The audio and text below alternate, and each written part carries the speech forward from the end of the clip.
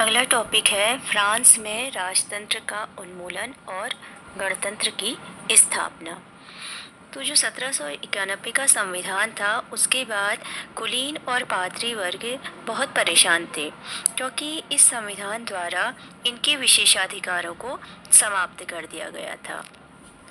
और लुई 16वां जो था वो प्रशा तथा ऑस्ट्रिया की सहायता से नेशनल असेंबली को भंग करना चाहता था, जिससे सम्राट के अधिकार फिर से उसे प्राप्त हो जाएं, और इसलिए वो उनसे गुप्त वार्ता उसकी चलती थी। लेकिन इन राष्ट्रों की कार्यवाही से पहले ही जो 1792 में नेशनल असेंबली थी उसने प्रशा और ऑस्ट्रिया के विरुद्ध युद्ध की घोषणा कर दी। और जब बात देश में आई तो जो फ्रांस के हजारों नागरिक थे वो सेना में भर्ती हो गए। और अब ये जो जंग थी वो किस किस के बीच हो रही थी? जो यूरोपीय राजा थे और कुलीन थे उनके विरुद्ध जो है जनता की यह जंग थी। इस जंग में जो है देशभक्ति के गाने गाए जाने लगे, जिनमें जो है कवि रोजेट दे लाइन द्वारा रचित एक गाना था मार्सिले, उसे गाया गया और जो फ्रांस का राष्ट्रीय गीत है। ये गाना जो है पहली बार कुछ लोगों ने मार्सिले से पेरिस में आर्मी ज्वाइन करने जा रहे थे उस समय गाया, इसलिए इस गाने का नाम मार्सिले रखा गया।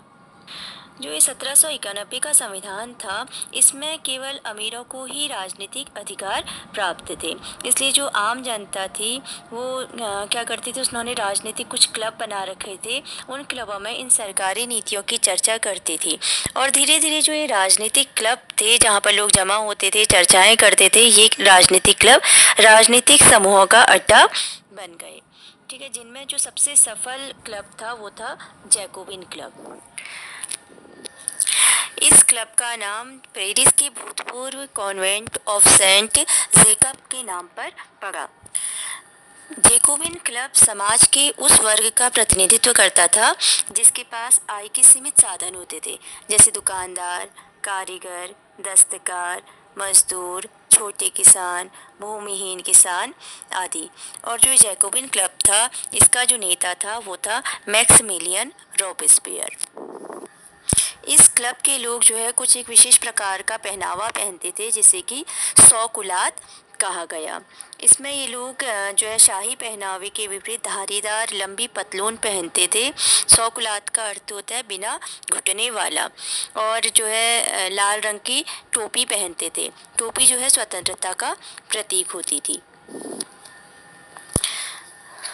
अब जो है इसी समय यहाँ पर फिर से जो है फ्रांस में महंगाई बढ़ी और जिससे बहुत से हिंसक विद्रोह हुए, और 10 अगस्त 1792 को जो है पेरिस की जनता ने टुलेरिए के महल पर धावा बोल दिया और राजा को बंधक बना दिया, क्योंकि लोग यह समझते थे कि इस समय जो महंगाई हुई है वो युद्ध के कारण हुई है, जो प्रशा व ऑस्ट्रिया के साथ उस समय युद्ध हुआ था। और यह युद्ध जो है केवल लुई 16 के कारण हुआ था, क्योंकि उसकी गुप्त मंत्रणा चल रही थी प्रशा और ऑस्ट्रिया के साथ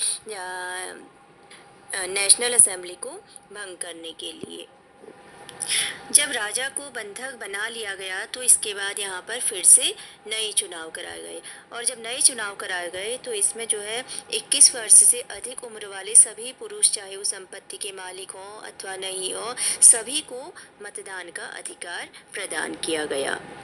और फिर 21 सितंबर 1792 को जो है फ्रांस से राजतंत्र जो है विधिवत समाप्त हो गया और फ्रांस को एक गणतंत्र घोषित किया गया।